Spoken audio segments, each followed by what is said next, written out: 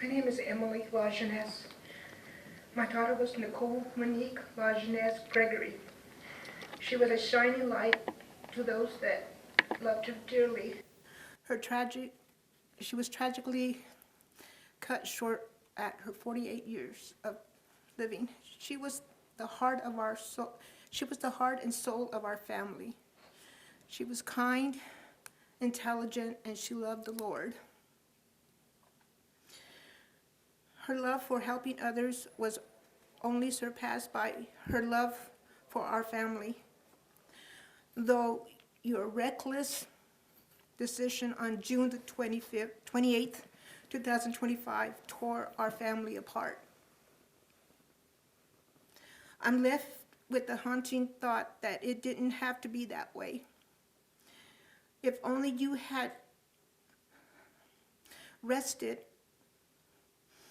and that's the law, you should have rested. It could have changed everything.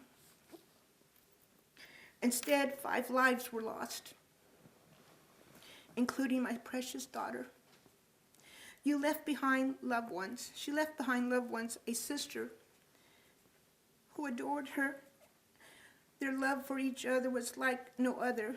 She lost her only sibling.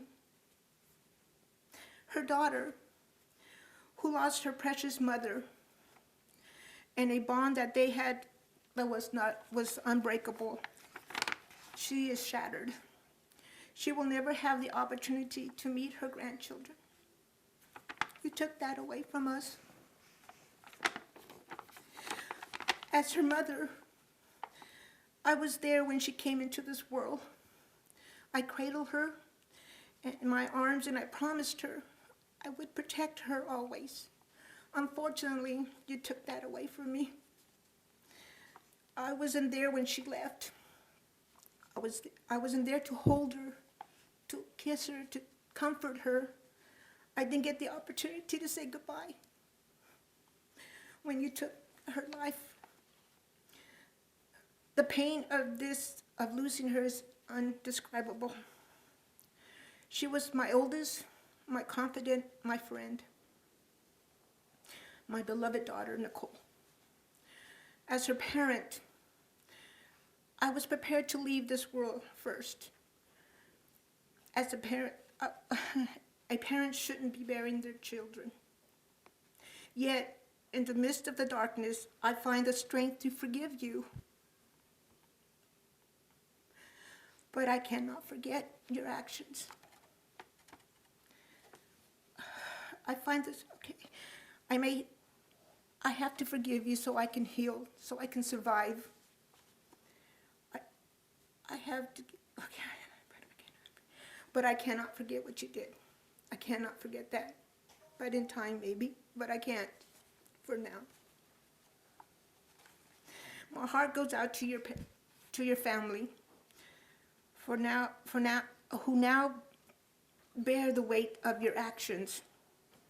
To them, I pray that they find peace in this trying time.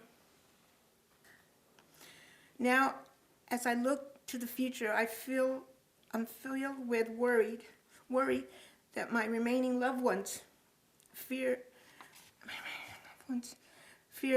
another tragic could strike at any moment. Still, I hold the hope and pray that we can merge from this darkness stronger. Young man, you took my daughter away, and I want you to remember her name for the rest of your life. Her name was Nicole Monique Lajeunesse Gregory. And I pray that the Lord has mercy on your soul. Nicole Lajeunesse Gregory was a daughter, a sister, a friend, and a mother. She showed a strong devotion to both the people and things she loved. She loved with such ferocity to those who were in her inner circle. She was an empathetic soul and used that to fuel the relationships with those around her. She gave her time and energy without ever expecting anything in return. She showed up no matter what.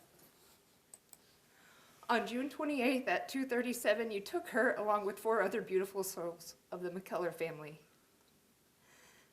You forever changed our lives that day. And you introduced us to a pain and a desolate reality we all never wanted to know. These past 362 days, my mom, niece, and I have had to learn to live in a world that's lost its luster. We've had to learn to live and navigate a life with a pain that will always exist with her absence.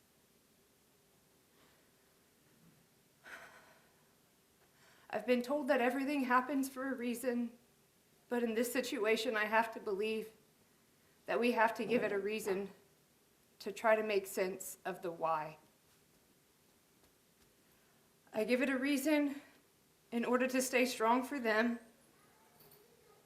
and not to let the pain consume me, to not let the anger dictate my emotions and actions, and most importantly, to live and embrace those beautiful moments God sends us in this aftermath of this tragedy to hold on to so we can move forward. It's those moments that keep us fighting for their legacies and for change in this industry to help prevent others from experience this anguish and despair. Alexis, you forever changed our lives that day. I wholeheartedly want to believe that you're genuine when you say that you feel remorse for your action. I also want to remind you that you've been given the gift of life and time in this world by God for a reason. You were my niece's age when you took my sister from me, and you'll be my sister's age when you get out. What I pray and hope for you is that in this time you've been given, is that you find purpose in this tragedy and that you give it a meaningful reason that helps us all to find peace. By doing that, I feel my soul can forgive you. My name is Ella Horn, and I am the mother of my firstborn son, Zabar Douglas McKellar. Today, my family and I travel the very highway that forever changed our lives. Today, we stand before this court to attend the hearing of a man accused of causing the crash that forever changed our family. Before I speak about the unimaginable loss we have endured, I first want to acknowledge the one who has carried us through every moment of this past year, God.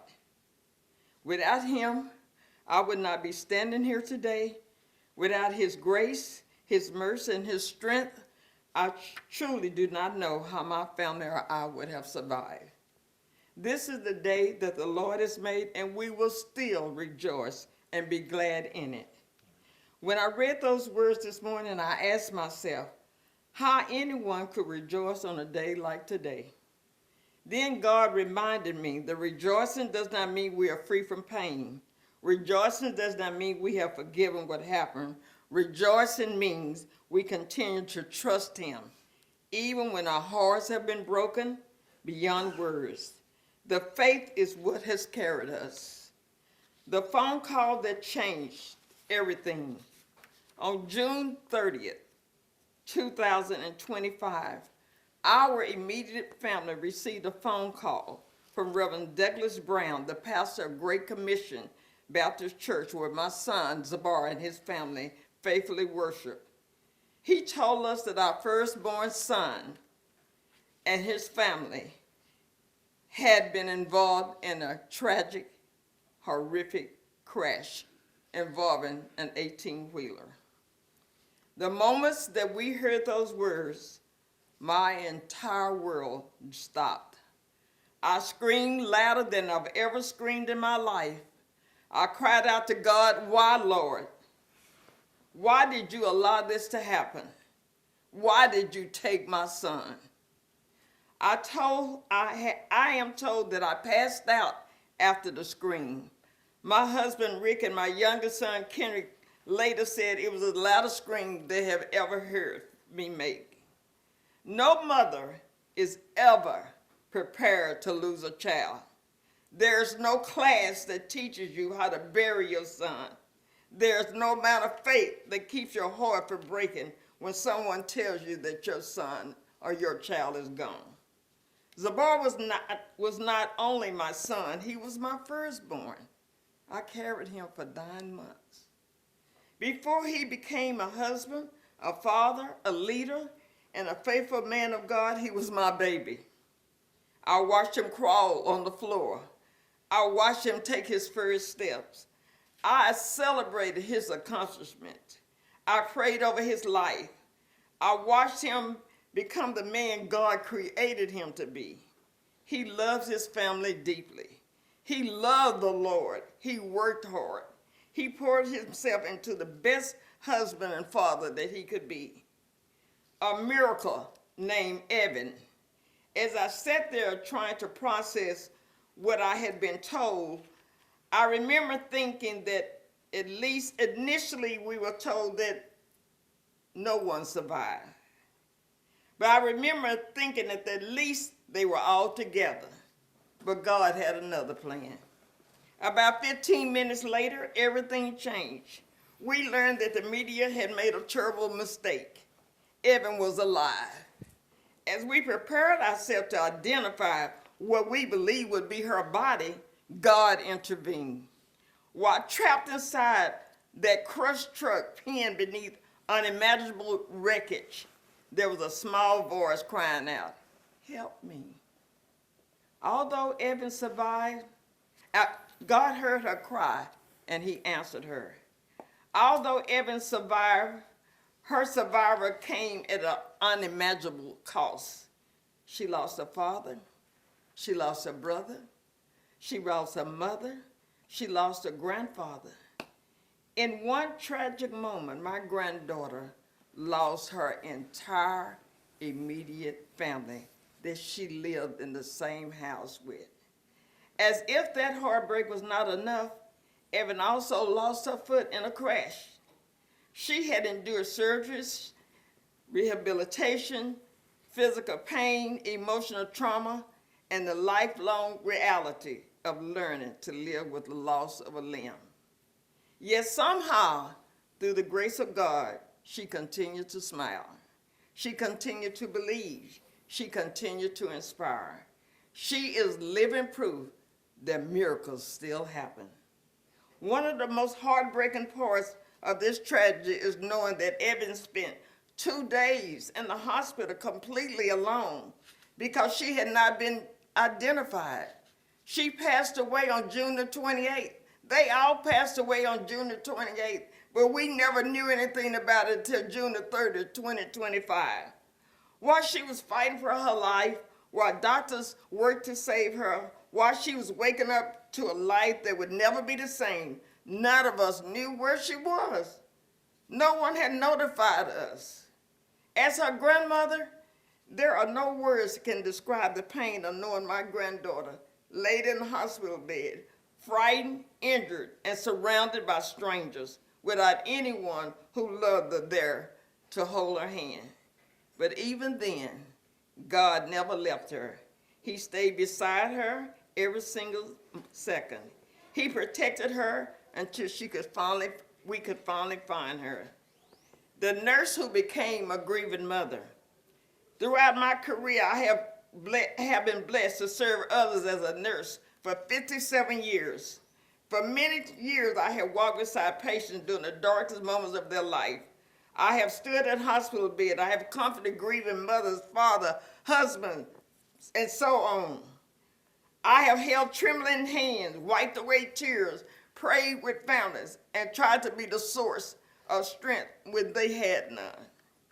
I believe I understood grief because I had witnessed it so many times. I believe I understood what it meant to lose someone. I was wrong. Nothing prepared me for becoming a grieving mother. Nothing prepared me for losing my own child. For the first time in my life, I was no longer the nurse comforting someone else. I became the mother who needed comforting. I was no longer the offering words of hope. I was the one searching for them. a brother's silent burden. This tragedy forever changed every member of our family. My youngest son, Ken, has taken the loss of his brother extremely hard. Ken and Zabar shared more than a brotherhood. They shared a friendship that few people ever experienced. They talked together, they laughed together, they supported one another, and loved each other dearly. As a mother, there's no words to describe the pain of watching my one son grieve the loss of another. What made Kendrick grief more difficult is that he's an 18-wheeler truck driver himself.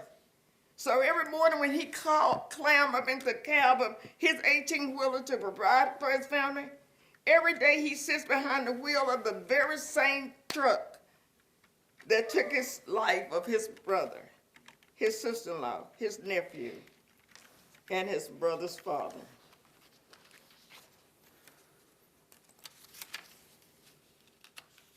Just finish. Every highway he travels, every tractor trailer he passes, every delivery he makes, every mile he drives, he is reminded of the worst day of his life. What once represented honest work and a way to provide for his family has become a daily reminder of unimaginable loss. Yet he continues to work, he continues to provide, he continues to move forward because that is the kind of man he is. But as his mother, I see his pain. I see the moments when memories overwhelm him. I see the weight he silently bears. There have been many nights I have prayed that God would ease the burden of Kendrick, because I know there are wounds that no one else can see. Now what remains? The crash did not only take for a precious life, it changed the life of everyone left. Our family gatherings are no longer the same. There are empty chairs that cannot be full. Birthdays no longer feel like celebration. Holidays no longer feel complete. There are phone calls that we'll never receive, conversations that we would never have, and hugs that we'll never receive. Life did not just stop the day of the crash, it simply became different. People all often ask, how are we doing? The truth is, we're learning how to live with a loss that can never be replaced. Grief does not disappear after a funeral. It does not end after 1 year.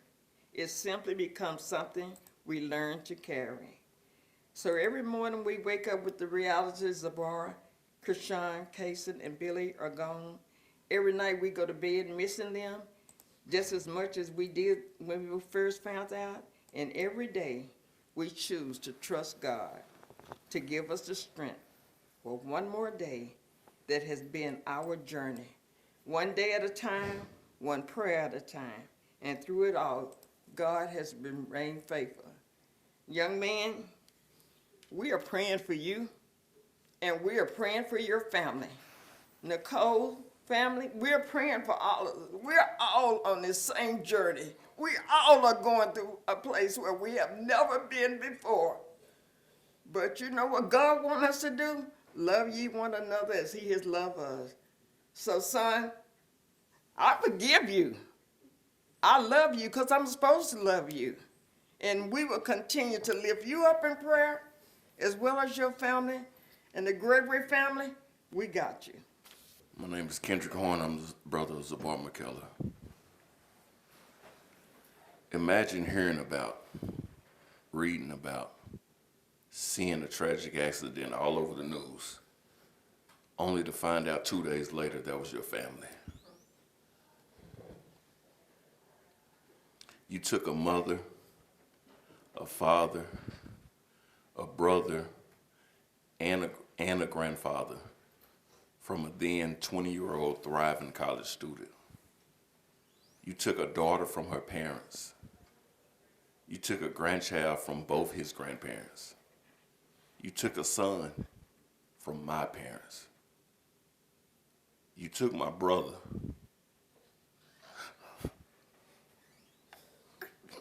My only brother. My first best friend. From me. You'll negligence also caused my niece to lose her leg. Honestly, I have not forgiven you. Hard to say when I will. That's between me and God. This pain, this heartbreak, this loss you've caused, I don't wish that on my worst enemy.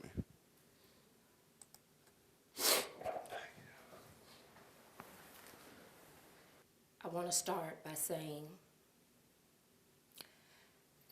that a man born of a woman is but a few days and full of trouble. And in this life, we make choices, and our choices have consequences.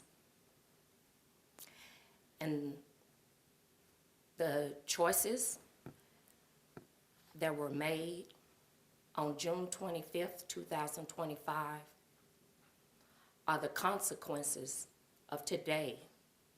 June 28th, are the consequences of today. And Krishan was my oldest child.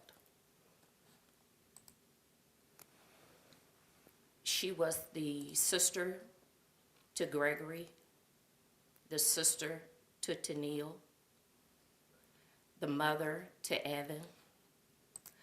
And I'm not going to sit here and tell you what she meant to me and to my family, because I think that Ms. Horn has already summed that up. So I'm going to read a statement from her sister, Tennille, and then I'm going to play a recording from her daughter, Evan. And this is from Tennille, Krishan's sister. She says, "My feelings in a nutshell: rage, frustration, panic, trauma, heartbreak, anxiety, fear, confusion, deep depression. These are just a few of the words to summarize the overwhelming pain and sadness I feel. Your negligence and carelessness has turned my life upside down. Chrissy and I were supposed to grow old together, which we affectionately called her. You took my friend, my confidant, my fierce protector, my ride or die, my leader, my teacher, my laughing buddy, and my favorite person in the world. I didn't know how I would ever go through this cloud of darkness that you have forced over my life. My life will never be the same without my big sister, Chrissy. I could go on and on, but I'm done torturing myself and unrelenting tears of sadness. I have the rest of my life to be reminded of what I can never have again. Chrissy's smile, her unconditional love and acceptance, her bear hugs and juicy kisses on my cheek, her show-up spirit if she even thinks I'm in distress and need help, her delicious enchiladas that no one will ever be able to make as good as her. Seeing her deep sacrificial love for Evan, Kason, and Zabar. Her dancing the night away on the dance floor. Our girls' trips where we lay in bed laughing and talking until we fall asleep. Her leaving me voicemails calling me little girl, even though I'm over 40 years old. The person I trust when I need to vent about my marriage. The only person who truly knew me and understood me. Our lifelong bond and love is beyond human comprehension.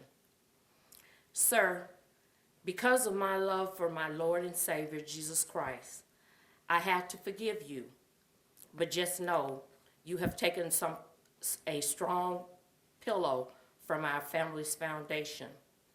I will never truly feel happiness and complete because a part of me died with Chrissy and Kason. Family reunions, holidays, birthdays, anniversaries, and future celebrations will never be the same without Chrissy, Zabar, and Kason.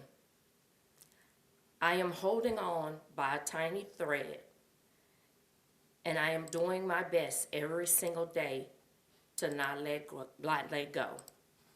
Chrissy, Neal, forever.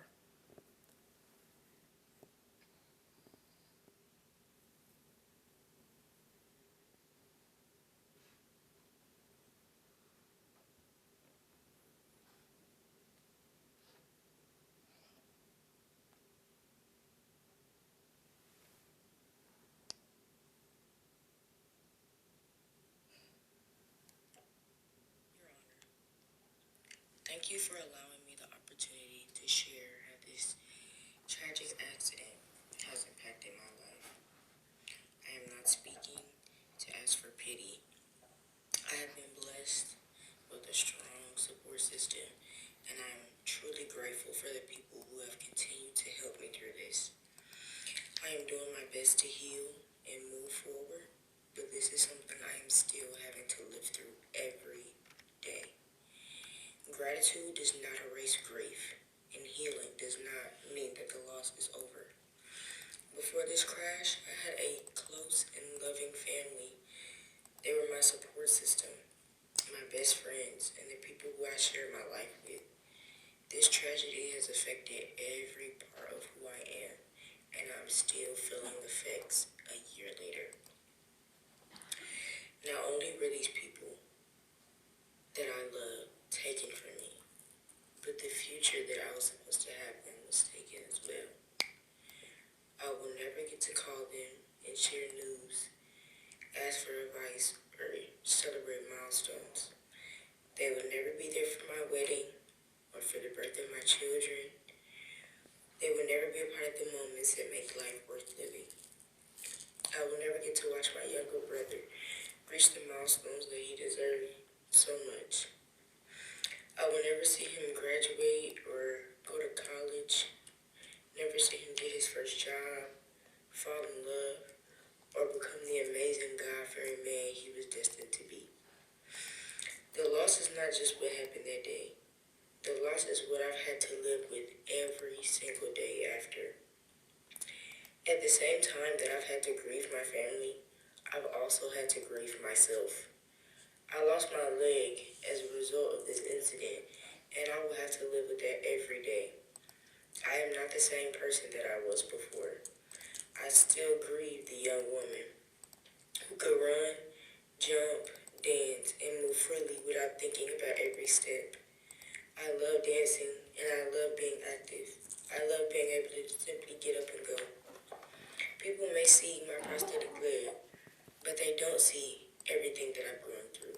They don't see the surgeries, they don't see the doctor's appointments, the physical therapy, the pain, the adjustments, or the reality that I'm going to have to deal with this for the rest of my life. They don't see how exhausting it is physically and emotionally to constantly adapt to a body that is permanently changed. They see the strength that God has given me to move forward, but they don't see the anxiety, depression, grief, and emotional weight I deal with every day. They don't see the nights that all I can do is cry. I understand that what happened was not intentional, but intent does not change the outcome. My family is still gone, my injuries are still permanent, and my life will never be the same. No sentence can give me my family back. No sentence can give me back my health. No sentence can get my life back to where it was before the crash. But in the words of the late Dr. Martin Luther King Jr., true peace is not merely the absence of tension, it is the presence of justice. So my prayer is that as a result of today, we are one step closer to true peace.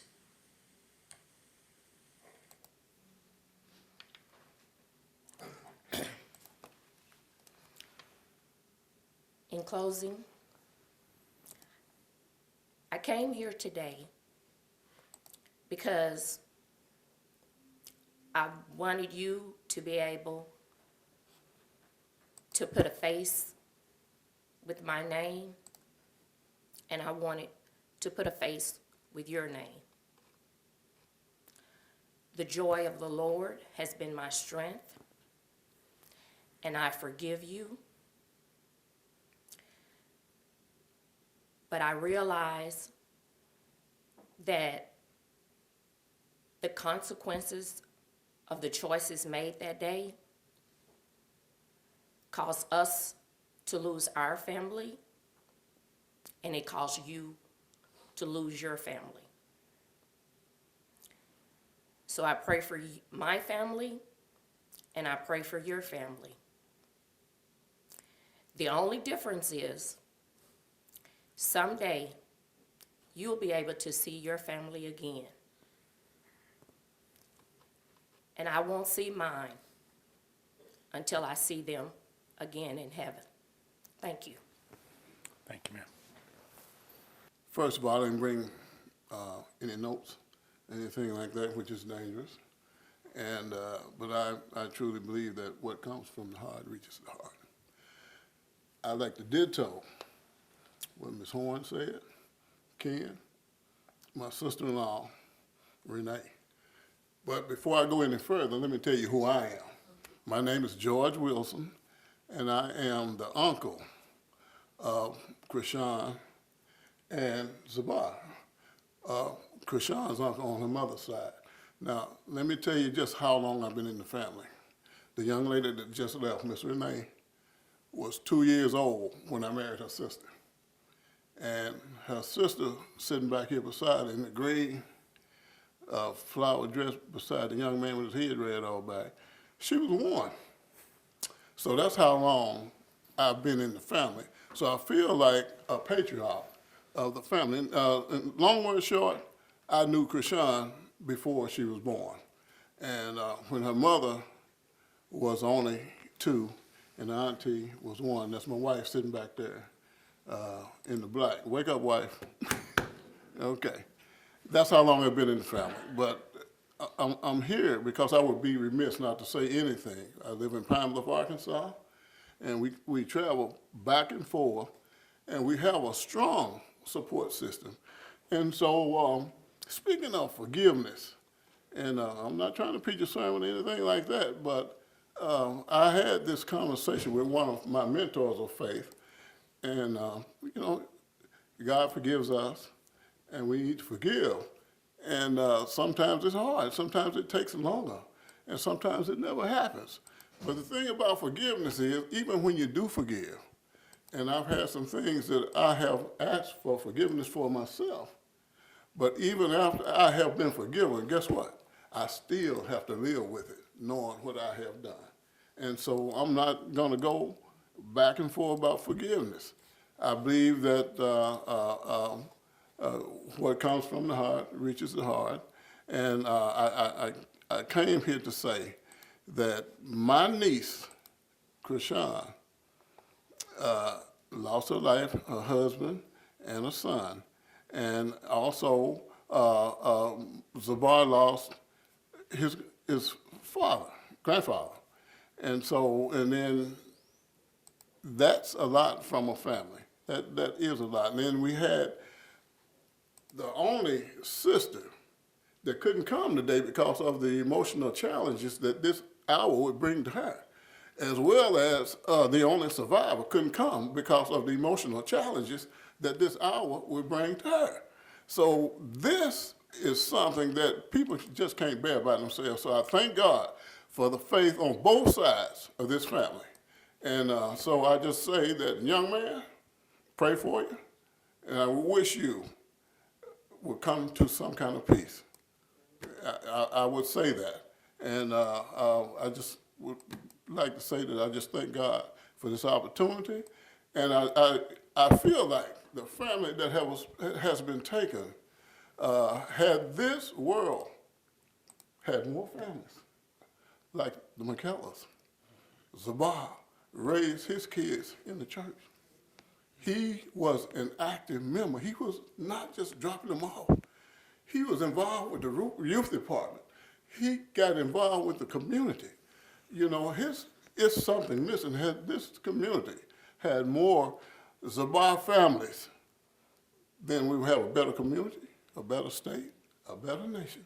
And that's what I'm saying, on both sides of the family. So I just thank God for being part of both sides of this family. My name is Willie Rick Horn. I am Zabar's father. Well, technically, I'm his stepfather. I never like to use that term, step.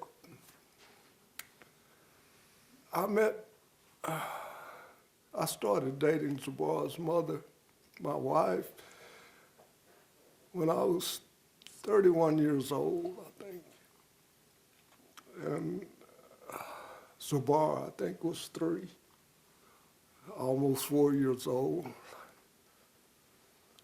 And I immediately told my wife that, you know, he had always gone everywhere with her the first year that we were dating and stuff. And I told her that he was going to have to hang with me now. It's time for him to get with some men, you know.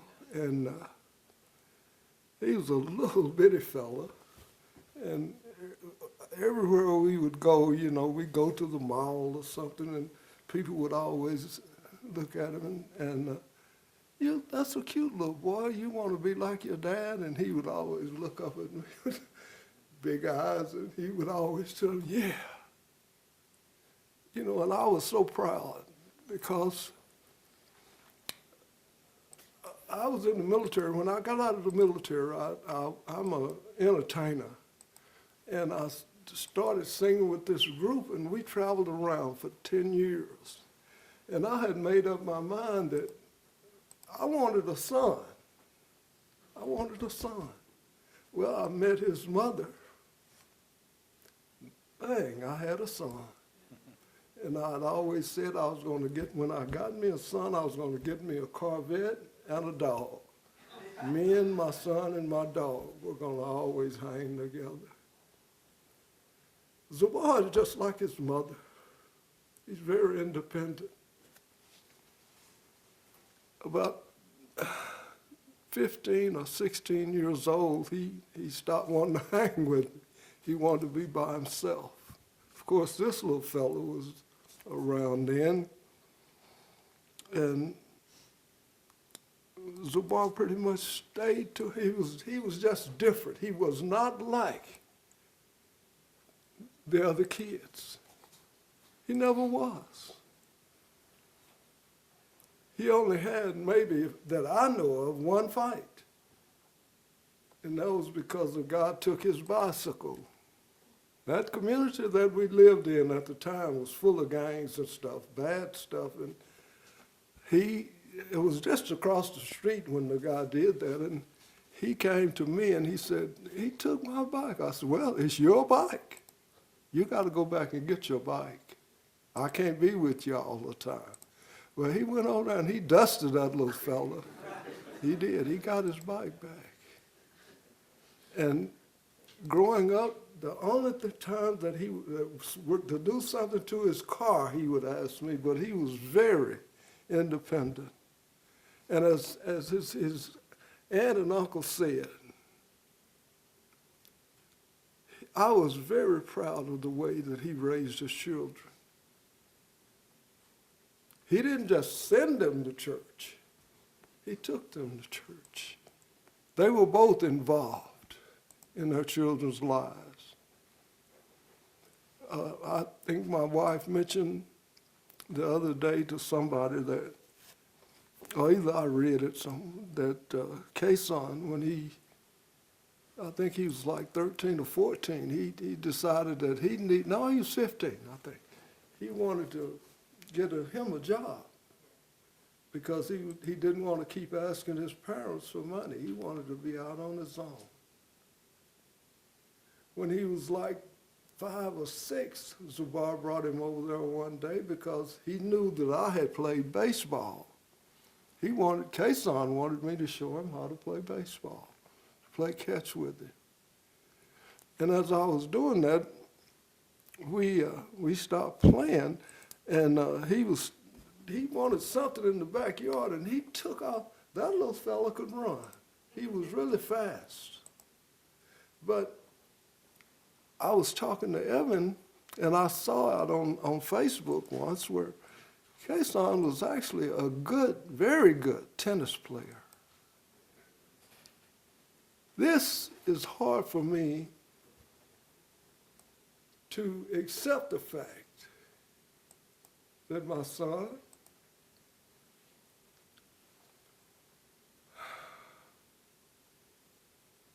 his wife, and my grandson. And I know it may seem strange to you, but Billy McKellar, his father, his real biological father, we were good friends.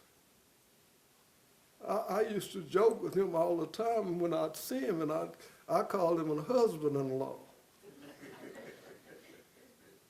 And he never had said anything negative to me. In fact, he told me one time we went to a football game, one of the boys' football games, and he came up here from Tyler, and we were sitting up in the stands, and he told me, he said, "Rick, I want to thank you for raising my son."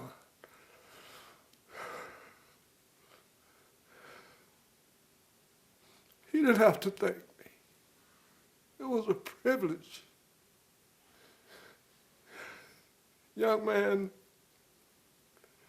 it hurts me that you did what you did. But you know, God says that everybody can be forgiven. You can be forgiven for anything except killing yourself. I don't hate you. I hate what you did. I'm going to pray for you. And this is just me now, but I hate that you have to go and serve anytime. I do. I know what you did. It hurts me.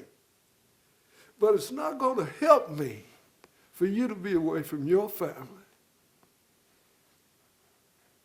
I know they have to do something, but I'm going to pray that God has mercy on you. I'm going to continue to pray for you. That's what we have to do. It's time for us to forget about anything that anybody else does. God loves all of us. No matter what we do, God loves us. I'm going to continue to pray for you. I have forgiven you. Ask God to forgive you. I pray that everything works out in your life. Thank you, sir. Printer.